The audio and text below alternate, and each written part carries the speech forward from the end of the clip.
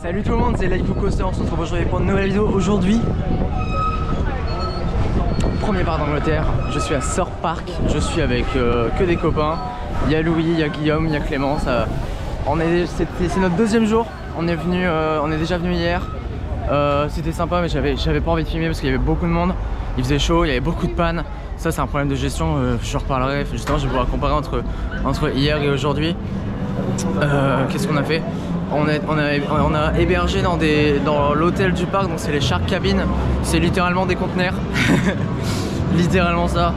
Et voilà. Mais d'ailleurs fun fact, on avait payé la chambre de base, je les avais contactés et en fait ils m'ont surclassé et ils nous ont donné un fast pass pour une raison simple, c'est que c'est mon anniversaire dans une semaine au moment où je tourne cette vidéo. Et en gros en fait c'est pile poil pour ça, donc super cadeau d'anniversaire en vrai, parce que ça nous a fait économiser 200 balles, donc c'est vraiment cool.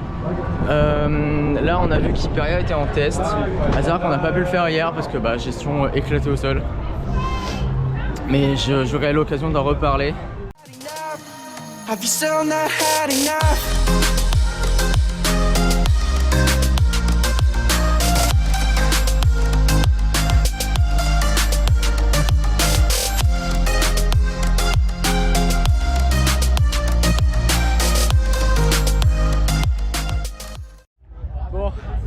Faut que je te dise un truc. Hyperia, la file d'attente est ouverte, sachant que hier il n'y a pas du tout ouvert, ce qui est déjà un très gros avantage, un très bon point par rapport à hier. Donc on a fait un truc, on a commencé de l'entrée et on a run. J'avais pas fait ça depuis 2008. Et encore en 2008 j'avais 5 ans, donc je l'ai pas fait. J'ai pris conscience d'un truc, il faut que j'améliore ma condition physique, je suis claqué là. Je suis mort, je suis giga mort. Oh, s'il tombe en panne, je vais être tellement énervé.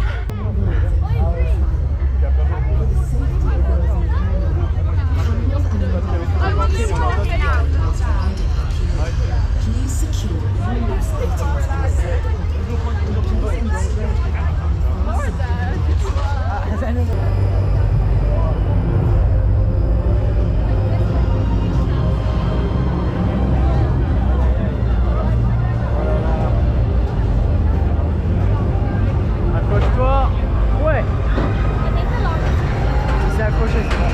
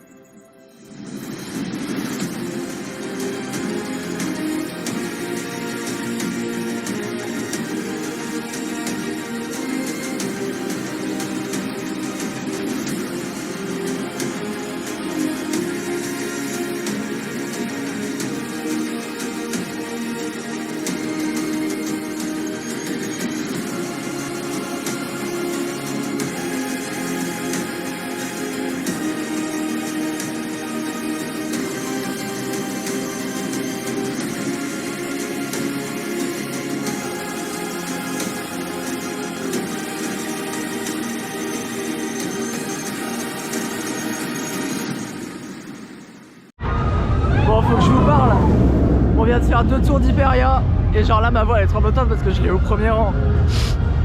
Oh putain, j'ai tellement pleuré. C'était tellement bien parce que en fait c'était tellement difficile d'avoir le premier rang et je l'ai eu en single et c'est une dinguerie. Cette passion elle me suivra jusqu'à la mort, je le sais. C'est des larmes de bonheur mais c'est tellement incroyable. Après là je sais que je suis overhype mais c'est parce que genre l'avoir au premier rang et tout c'est dingue. Après on sent qu'il est quand même... La vue est incroyable, il y a tellement de bons points et tout mais... Franchement c'était fou. Sorry. C'était vraiment incroyable au premier rang.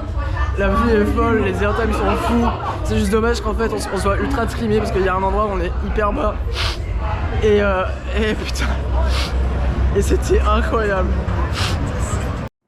I'm standing on the edge of a cliff.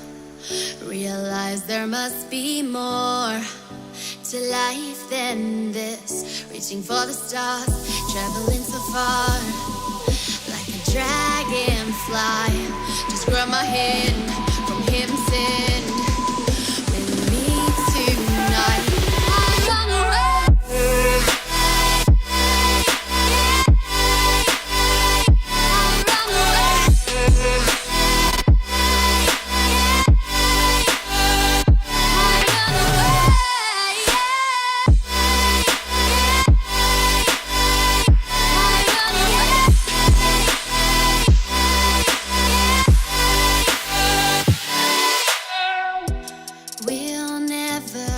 On vient de sortir de Nemesis Inferno, donc c'est le B&M Bolliger & Mabillard juste derrière moi, comparable à Osiris ou Black Mamba parce que c'est un inverted coaster, assez petit, compact mais intense, c'est-à-dire que là vous avez la première drop qui est pas très haute, qui doit être une vingtaine de mètres, peut-être 25 mètres.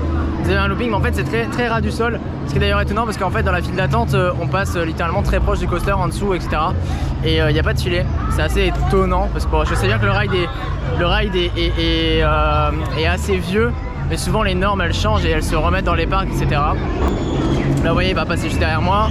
Là on passe à un endroit, il y a des rails et du coup il y a les deux interlock corkscrew, et on l'avait fait au dernier rang. C'était vraiment sympa, ça poussait vraiment vénère. Moi j'ai eu un voile gris à partir du moment où il y a le point photo.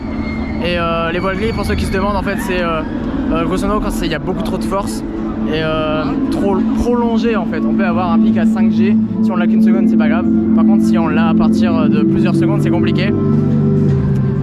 Je suis obligé de hurler par contre parce que la musique est très forte dans ce parc. Malheureusement c'est comme ça, c'est un mal pour un bien.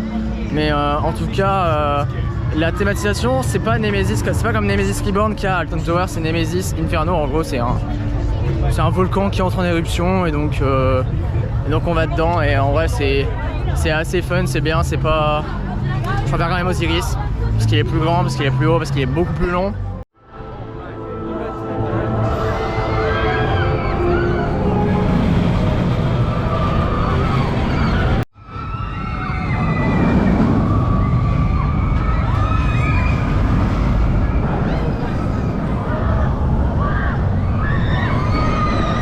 Il est quand même super bien intégré, on a beau dire ce qu'on veut.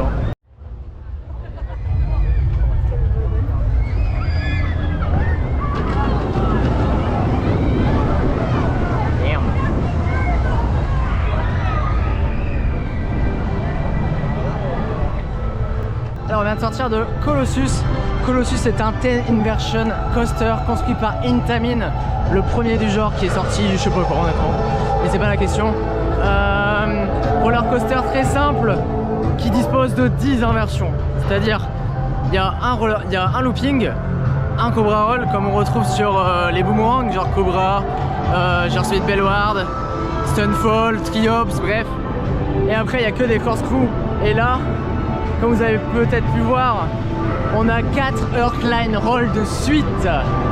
J'adore les Earthline, je donne ma vie pour faire des Earthline, que ce soit The Swarm par exemple qu'il y a ici, ou alors qu'il y en a d'autres, il y en a beaucoup, il y a Anubis, les Zero G Roll, les Earthline, c'est tout ce que j'adore. Et ce roller coaster est vu comme être horrible à rider, et on l'a fait au premier rang parce que c'était le soir, il n'y avait plus personne et tout. Je sais que tout le monde m'a insulté, j'ai adoré, écoutez-moi bien, j'ai adoré ce truc. Ça fait un peu mal, mais en vrai, si on sort la tête du harnais et tout, surtout qu'en plus au premier rang, c'est reconnu pour être beaucoup moins brutal que le reste. Mais franchement, j'ai adoré.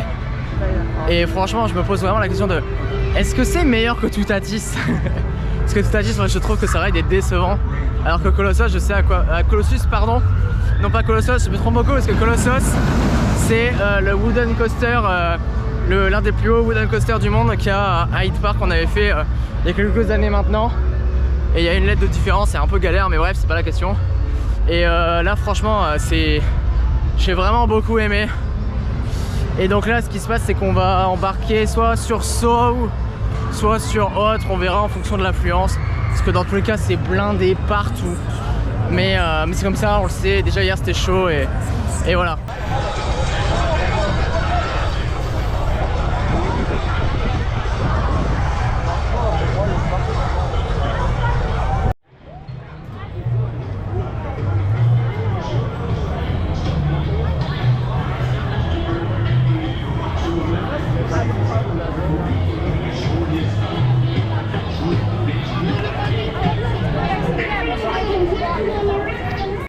Oh les gars, faut que je vous parle de quelque chose en revanche, c'est tout ce qui va concerner la gestion du parc qui en toute sincérité est catastrophique. Sur le premier jour, il y avait au moins une fois, 2 fois tous les rides qui tombaient en panne pour des raisons X ou Y. C'était même pas dû à la météo, c'était vraiment juste tu tombes en panne, tu reviens, tu tombes en panne, tu reviens. Et en plus vu qu'il y a énormément de gens et qu'en plus, je vais dire un truc, c'est sur la totalité des visiteurs qu'on a eu aujourd'hui et hier, 80%, ils sont là. 80% sont âgés entre 15 et 25 ans, c'est même pas une vanne. Ouais, je t'ai dit, c'est en face, ça doit être. Enfin bref, et voilà. Et c'est une dinguerie à quel point les gens sont jeunes ici. J'ai jamais vu autant de jeunes. Par contre, qui dit jeune dit que c'est forcément des petits imbéciles, très souvent. Et c'est la première fois que je vois ça, mais c'est très très bien, c'est qu'à Sorp Park, et je crois que c'est aussi dans les autres groupes Merlin, mais il faut voir parce qu'à Hyde Park il n'y avait pas ça. En fait, on a un système, comment dire, c'est des affiches qui disent ouais voilà attention, pas le droit de queue-jumper. Pour ceux qui ne savent pas ce que c'est le queue-jumping, en fait c'est très simple, c'est t'es dans une file, il y a des gens qui te dépassent dans la file, il y a des gens qui sautent au-dessus et qui zappent plein de files d'attente. Et là-bas non seulement c'est strictement interdit, mais en plus de ça, il y a des panneaux, notamment dans toutes les files d'attente, où tu peux balancer des gens. C'est-à-dire que tu as un QR code, tu réponds à un mini questionnaire en mode bah voilà je suis à tel point dans la zone, de telle attraction, et il y a telle personne qui m'a mal parlé, qui m'a discriminé, qui a fait du racisme, etc. Et grosso modo la sécurité arrive hyper vite et tu te fais dégager du parc. Je trouve que c'est une superbe idée, c'est un super truc qui ça permet le respect des visiteurs, etc. Parce que là-bas ils ont tolérance zéro. Il faudrait ça au parc Astérix, littéralement, parce que il y a franchement, sur tous les parcs que j'ai fait, au parc Astérix c'est aberrant, il y a tout le monde qui double, etc. Ils ont aucun respect en plus. Et là, pour continuer à parler de la gestion du parc, bah là c'est pareil en fait, dès qu'il y a un petit peu de vent, tout s'était mis à l'arrêt. Sur nos 4 rides d'Hyperia qu'on avait ce matin, bah une fois ça s'est arrêté parce qu'il y avait littéralement ce problème de vent et tout, ça s'arrête pour un rien, ça repart pour un rien. Et là il s'est passé quelque chose d'absolument interminable pour moi. On a mangé au KFC, parce qu'en fait il faut savoir il y a des licences. Donc il y a Burger King et KFC qui sont ici, il y a aussi des petits snacks, mais en vrai on va pas manger aux petits snacks. Donc à Burger c'est du KFC. J'ai jamais vu autant de monde attendre pour sa commande. On était tellement serrés les uns contre les autres, on se croirait dans un festival. Et genre Louis qui fait énormément de festivals, qui a fait le Defcon, qui a fait tous les festivals hardcore, etc. Il était extrêmement... Tout le monde était compressé, on attendait genre 20 minutes. Et c'est des chiffres du genre 15 332, etc. Et ça serait de 15 000 à 19 000 et on est là entre les deux. C'est vraiment, c'était infâme. C'était infâme à mort. Et je suis content parce que là ça veut dire... Bah, très clairement, prenez des sandwichs 1 jour, 2 jours, 3 jours, j'en sais rien, mais prenez des sandwichs et attendez dans une file d'attente parce que là c'est horrible pour tous ceux qui sont asociables, tous ceux qui sont timides, tous ceux qui n'aiment pas être dans la foule, tous ceux qui n'aiment pas être pressés, c'est la pire chose ever. Alors que moi pourtant je suis pas gêné par tout ça. Voilà, donc là ce qu'on va faire c'est, là il est 14 h, le parc a encore 4 heures d'ouverture, on va partir sur The Swarm et après on va faire Soho, etc. On va faire les autres rides et voilà, mais il fallait quand même le notifier parce que c'est quand même quelque chose d'important à prendre conscience à Sorp Park et je pense dans l'ensemble des parcs en Angleterre.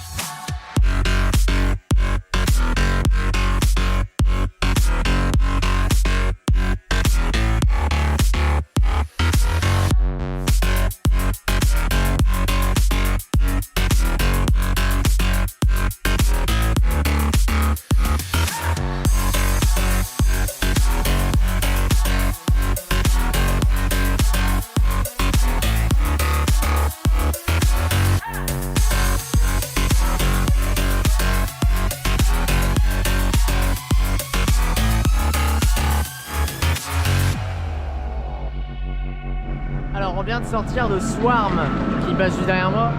Swarm, c'est un wing coaster de chez Bolliger & Mabillard.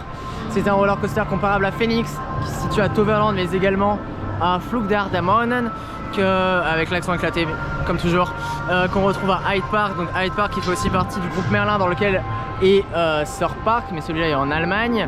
On est sur une thématisation radicalement différente. C'est un truc que j'ai pas encore vu dans les parcs, c'est l'apocalypse, une invasion alien. Donc ça fait qu'on est dans une zone de destruction massive. Là il y a une carcasse d'avion, la gare c'est littéralement une cathédrale effondrée. D'ailleurs il n'y a pas de toit et quand il pleut ça va être infernal. Nous il y a déjà plu un petit peu, ça me saoulait. Mais il y a des carcasses, il y a plein de trucs et tout, c'est assez beau.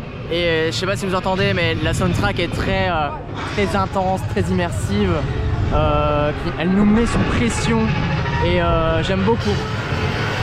Là, par exemple voilà, on entend des avions qui se crashent, on entend des tirs aliens, je sais pas. Moi c'est ce qui me fait super rire, c'est qu'en fait la théma est assez simple. Attends, où est-ce qu'il est? Hop, t'achètes un camion, tu le retournes, tu dis alien et puis c'est vraiment ça me fait super rire sur ce point. Mais ouais, en vrai c'est assez sympa. Le ride on l'a fait une fois tout devant, une fois tout derrière. J'aime beaucoup parce que à la fin, surtout à l'avant je préfère parce que on se fait vraiment retourner assez longtemps. Les inversions sont assez planantes et moi j'ai vu que j'aime bien pendre dans mon siège, c'est parfait. Et on a une inline twist que j'ai pas encore fait mais en fait c'est vous prenez une ligne droite et vous vous retournez vraiment très lentement. Et c'est la première fois que je fais cette inversion et c'est super. Pour moi qui adore ce délire de pendre dans le siège comme sur les inversions d'Anubis ou sur les 5 inversions de Colossus, c'est super. Je sais pas où est-ce qu'il va se placer, je sais pas ce que je préfère encore parce que pour l'instant on est dans le rush et tout donc j'y réfléchis pas des masses. Mais l'attraction est fun. Peut-être qu'il manque un autre élément ou quoi parce que assez court mais l'ensemble est vraiment cool donc voilà, on va continuer la journée. Ok, on vient de sortir de So The Ride. C'est un Eurofighter Gear Slower qui date de je sais pas quand honnêtement, je suis pas très bon avec les dates et puis je suis pas là pour chercher quand qu'est-ce qu'il existe. Alors ce roller coaster fait partie des roller coasters avec la drop la plus inclinée du monde. Alors de mémoire, je me souviens un Typhoon que j'avais fait à Bobian Land faisait je crois 95 degrés, là on est sur du 105, 110, je ne sais plus exactement. Et assez court mais par contre c'est vraiment bien. En ce qui concerne l'intégration, la thématisation, c'est littéralement repris de la saga Saw. Donc c'est une saga d'horreur très gore avec des pièges, psychopathes, etc. Enfin je vais pas expliquer la licence. Si vous voulez aller voir sur YouTube, il y a beaucoup de bandes annonces.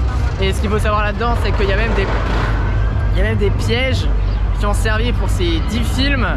Il y a certains pièges qui proviennent des tournages originaux, c'est-à-dire vraiment ils les ont repris, ils les ont intégrés là-dedans, donc c'est vraiment cool. En ce qui concerne le ride comporte 1, 2, 3, 4 inversions. Vraiment sympa, on l'avait fait au premier rang et au deuxième. Au premier rang on a la vue donc c'est assez impressionnant parce que quand on se retourne on est vraiment ok, on est retourné, ça va très vite. De beaux airtime, limite des éjectors. Et par contre au deuxième rang, enfin la deuxième rangée, ça passe beaucoup plus, étonnamment c'est plus smooth et c'est vraiment fun. Alors attention, hein, c'est pas non plus le meilleur Eurofighter Gear Slower ni même Infinity Coaster Gear Slower que j'ai fait. Karnan est amplement meilleur, beaucoup plus long, beaucoup plus haut, il y a beaucoup de choses. Mais disons que c'est très bien, donc c'est dommage. Mais on va dire en termes de capacité, c'est le meilleur qu'ils peuvent faire parce qu'il y a 8 trains. Il y a 8 trains dans un Eurofighter Gear Slower, c'est beaucoup. Et puis en plus de ça, tu as un double load, un double unload. Vraiment sympa. Donc voilà, là on va se diriger vers un roller coaster que j'attendais beaucoup. On va se diriger sur Stealth.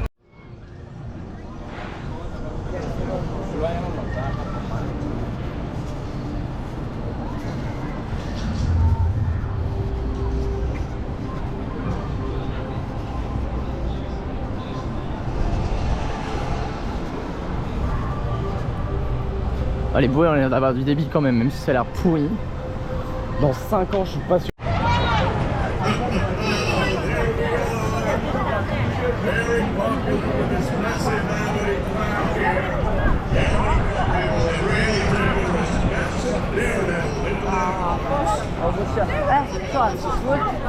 Essayez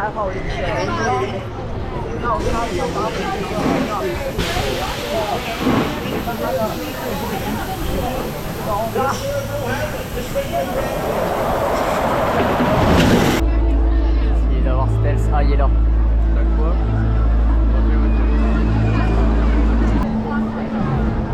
Voilà. 1 minute 20 pour 10 conditions. C'est bon pour vous? Ah, merci. Ok, on vient de sortir de stealth. On a fait, sur la journée, on a fait allez, 3 stealth. Oh, sorry. On a fait 3 stealth. Tout en face-face parce que grâce à l'hôtel, en fait, vu qu'on a été surclassé, on a le droit à un fast-pass, enfin 5 fast-pass sur les 5 gros coasters. On peut faire 5 fois le même, etc. C'est très bien. Stealth, c'est un des roller coasters que je voulais faire dans ma vie pour une raison très simple, c'est que Stealth est un hydraulic launch, c'est-à-dire c'est exactement le même principe que quand on catapulte des avions sur un porte-avions, donc tout ce qui est militaire, etc. C'est très simple, en fait vous avez un câble qui va s'accrocher sur le train, ok, et ce câble est relié à un moteur ultra puissant qui catapulte le train en fait. Et Stealth est tout simplement le roller coaster avec l'accélération la plus puissante du monde, c'est-à-dire qu'on fait un 0 à 130 km/h en 1,8 secondes. Vous avez une Bugatti Chiron, vous faites pas ça. Vous avez une Koenigsegg, vous faites pas ça. Vous avez une Formule 1, vous faites pas ça. Il n'y a rien de comparable, il n'y a rien d'équivalent, même dans le monde des roller coasters. Il n'y a rien d'équivalent. Après, il y a Formula Rossa qui est le roller coaster le plus rapide du monde où on fait un 0 à 240 en 5 secondes. C'est encore autre chose. Et là, c'est l'accélération la plus puissante. Et c'est incroyable parce que le top hat il est à 62 mètres. 62 mètres, c'est plus haut que Conda, plus haut que Tutatis, plus haut que Voltron, plus haut qu'Entame, plus haut que beaucoup de roller coasters honnêtement. Et c'est incroyable comment on se fait catapulter, comment on se fait propulser. On se prend 2G je crois d'accélération, c'est-à-dire que lors de l'accélération, vous avez 2 fois votre poids qui arrive dans votre tête, dans votre corps, c'est complètement fou. Et je suis hyper content de l'avoir fait pour une raison très simple, c'est que c'est une ancienne technologie et c'est voué à disparaître parce que dans les coûts de maintenance, c'est énorme en fait, c'est extrêmement coûteux. Il y a beaucoup de roller coasters avec des launches hydrauliques qui sont en train de disparaître pour être remplacés par des launches magnétiques. Donc les launches magnétiques, c'est des accélérations électromagnétiques, donc il n'y a aucun contact en fait entre ton train et le reste du coaster. C'est genre par exemple le Ride to Happiness, c'est exactement ce principe là. C'est les petites barres blanches que vous voyez en fait sur les trains, pas sur le train mais sur le rail. Et je suis hyper content de l'avoir fait, surtout que là dans 2 mois, donc en septembre prochain, sachant que là on est en juillet, je vais aller rider un hydraulic launch coaster qui se situe en Australie. C'est genre littéralement un des coasters que j'aurais jamais pu faire, enfin pas à 22 ans. C'est incroyable. Mais Stealth, ça reste hyper bien. Je suis très content de l'avoir fait, j'ai aucun regret.